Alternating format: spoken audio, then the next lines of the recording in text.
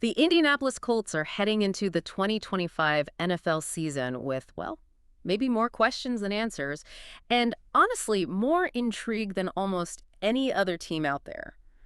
Are you ready to really dig into what's shaping their future? Absolutely. That's exactly what we're doing in this deep dive. We want to cut through the chatter and give you the most important pieces of information, the real insights, so you can be properly informed about what's coming for the Colts. Yeah, we'll cover it all, the big coaching changes, the roster shakeups, that very dramatic quarterback Yeah. situation. And we'll get into the training camp buzz, preseason highlights, and what the experts are actually predicting for their win-loss record this year. And we've pulled insights today from some great sources: NBC Sports, Dine's Press Box, Walter Football, really trying to get a rounded view. And just a quick note, if you're looking for any schedules, preseason, regular season, even all the way to the 2026 NFL playoffs, and Super Bowl LXSportsBrackets.net is the place to go. They've got it all laid out.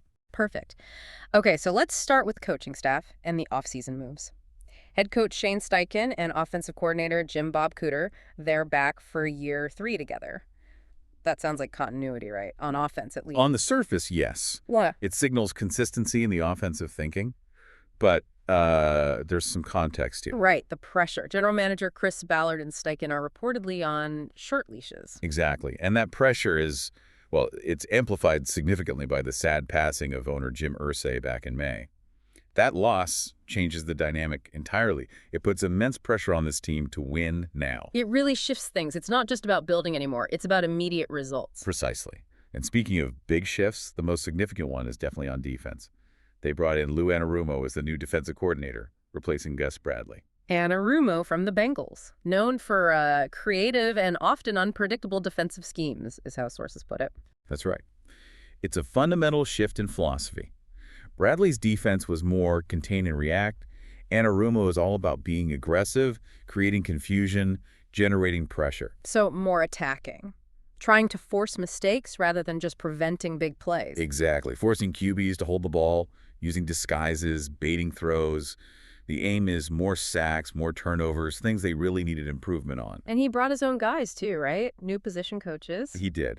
James Betcher for linebackers, Chris Hewitt is the pass game coordinator and secondary coach, and Jerome Henderson handles the defensive backs. So these aren't just new names, they're part of implementing his system. Absolutely.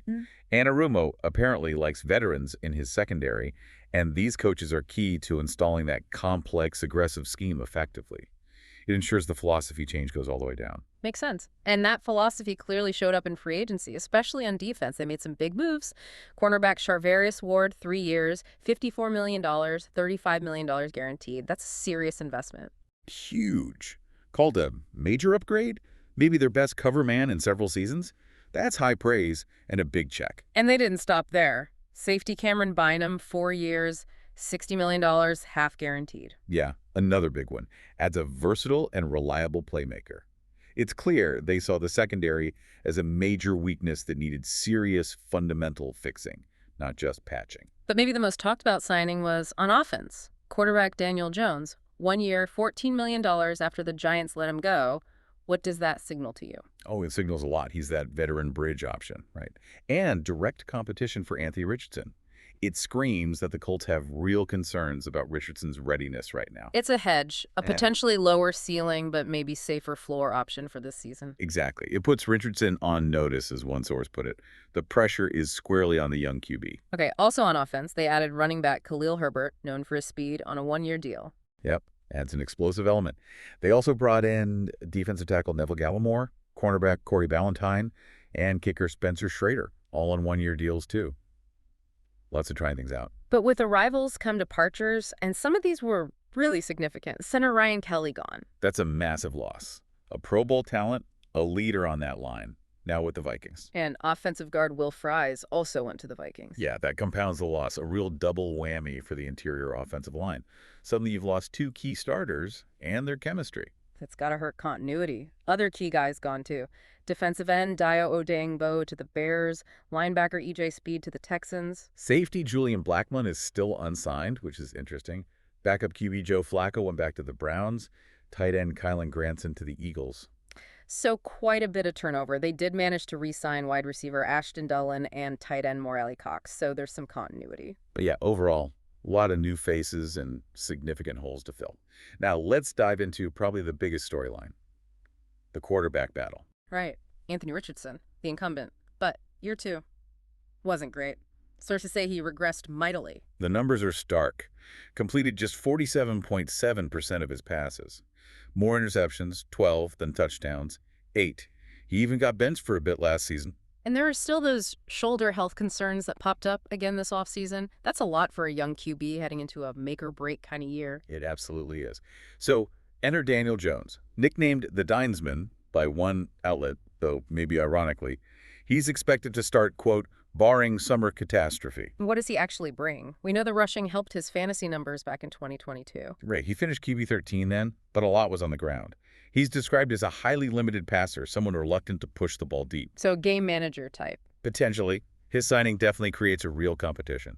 The Colts might say they expect Richardson to be their guy, but actions speak louder. The clock is ticking for Richardson. And then they draft another QB, Riley Leonard from Notre Dame, 6th round. Described as highly athletic, dual threat. Yeah, that signals a long-term developmental project. He's a fallback, maybe insurance down the line. It just underlines the uncertainty they feel at the position right now. They're covering all bases. Okay, let's talk about who's protecting whoever is under center. The offensive line, we mentioned the Kelly and Fry's departures. That's huge. It really is. Puts a ton of pressure on the younger guys. Second-year players Tanner Bortolini at center and Matt Goncalves at guard or tackle. They were called mediocre last year. They have to step up. Quentin Nelson is still there, anchoring the interior, which helps. Definitely. But they need right tackle Braden Smith back to his elite form. He missed the last 5 games last season for mental health reasons, so getting him back consistently is crucial. And they drafted Jalen Travis in the 4th round for depth. Yep, provides crucial depth and a contingency plan at tackle. But the bottom line is, this line has major turnover and will need time to gel. That's a big question mark heading into the season. Okay, skill positions. Jonathan Taylor at running back, still the guy. Oh, yeah, foundational piece. Finished 4th in rushing last year, over 1,400 yards, 11 TDs. That was only in 14 games. He's elite when he plays. But the caveat is when he plays. Right. History of missed time bumps him down to maybe a mid-range RB1 in fantasy circles. Top talent, but some durability risk. And they drafted DJ Giddens in the 5th round to back him up. Yep. An exciting change of pace guy. Yeah. 4.43 speed, caught 50 passes in college, offers intriguing insurance, and maybe a receiving threat out of the backfield. Now, tight end. They used their 1st-round pick, 14th overall, on Tyler Warren from Penn State. Big investment there. He's seen as versatile and athletic, good blocker, receiving upside. Reports from OTAs said they were peppering him with looks. So they plan to use him right away, not a project. Definitely seems like an immediate upgrade. The tight end group is called arguably the league's worst last year. They need him to contribute from day one. Gotcha. Wide receivers. Michael Pittman Jr. is still the WR1, right? He played through a broken back last year, which is insane. Missed some OTA time with bumping knees, but should be okay for camp. He should be. But interestingly, Josh Downs, despite his own long list of injuries last year, ankle, toe, groin, calf, shoulder. Wow. Yeah, that's the list. He's considered by some as the more talented player and was actually more efficient than Pittman went on the field. Potential WR2 breakout candidate there. Interesting dynamic. Then you have Alec Pierce, the deep threat. Yeah, but his production might be spotty, especially if Daniel Jones is the QB, given Jones's reluctance to throw deep often. And Adonai Mitchell, last year's first-rounder who slid down draft boards. He's listed as the number 5 option right now. Looks Yeah. like an uphill battle for him to get significant snaps. A lot of competition for targets. Okay, let's flip back to the defense. It was a glaring problem in 2024. Rank. 28th in yards allowed, 24th in scoring defense. First time in the bottom 5 in yards allowed since 2017. Not good. And a big reason was tackling. Oh, absolutely. Missed tackles were a massive issue. They missed 157 tackles last year. 157. How does that compare? It's way out there. The next highest team, the Raiders, had 134. The best. The Steelers only missed 69. So, yeah, the Colts were missing tackles at an alarming rate. That kills you on defense. Extends drives, gives up extra yards. Brutal. Exactly. And it's weird because they were actually 5th in the league with 16 interceptions. So they made splash plays but couldn't stop the bleeding otherwise. Pretty much.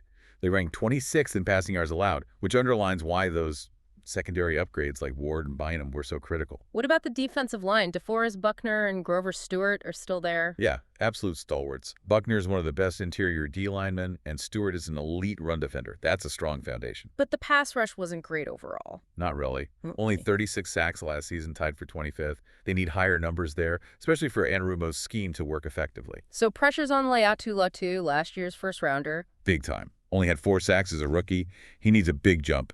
They also drafted J.P. Tunalo in the second round, an explosive edge rusher, to pair with Kwity Paye. And Samson Ebukam, coming back from injury? Yeah, returning from a torn Achilles, he had 9.5 sacks in 2023.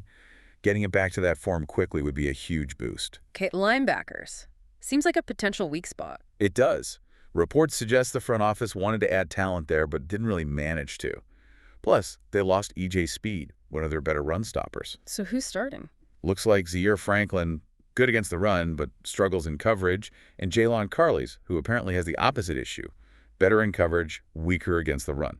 That sounds like a mismatch teams could exploit. Definitely a potential vulnerability in the middle of the field. All right, let's touch on special teams. They made a bold move at kicker. Very bold. Released Matt Gay, even though it meant eating a $4 million dead cap hit. So they're paying $4 million for him not to kick for them. Essentially, yes.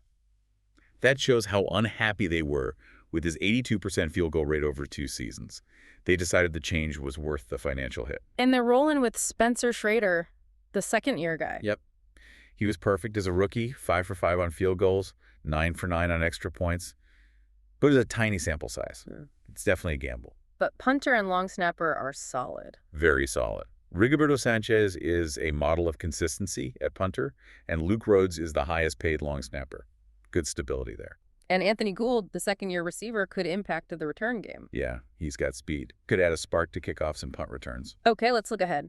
Training camp is underway. Rookies reported July 21st. Vets, July 22nd, out at Grand Park in Westfield. Preseason games coming up. Ravens on August 7th, Packers on August 16th, and then the Bengals on August 23rd. And just a reminder for everyone, don't read too much into preseason results, win or lose. It can definitely distort reality. Good point. The real stuff starts September 7th, home against the Miami Dolphins.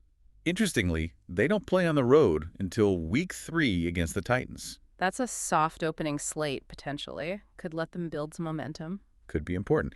And they have that international game this year, Week 10, against the Falcons in Berlin, Germany. Apparently, they're the first NFL team to play multiple games in Germany. Huh, interesting tidbit. They also have Monday Night Football in Week 16 against the Niners. Yep, and the season finishes with huge AFC South games against the Texans and Jaguars. Could be critical for playoff positioning. The overall schedule is ranked 12th toughest, but like you said, that early home stretch might help. And again, for all the specifics, dates, times, TV, playoffs, Super Bowl LX on February 8th, 2026 in Santa Clara, check out sportsbrackets.net. So the million-dollar question, what are the predictions? How many wins for the Colts? Seems like there's a range, which makes sense given all the question marks. One source we saw predicts 7-10. Oof, that would be a step back from 8-9 last year. The reasoning being the risks at QB and the O-line stability concerns. But that same source, in a sort of final thought, offered a more optimistic 9-8 as a realistic projection if things break right, if the QB situation works out and the line gels. Okay, so bit of hedging there.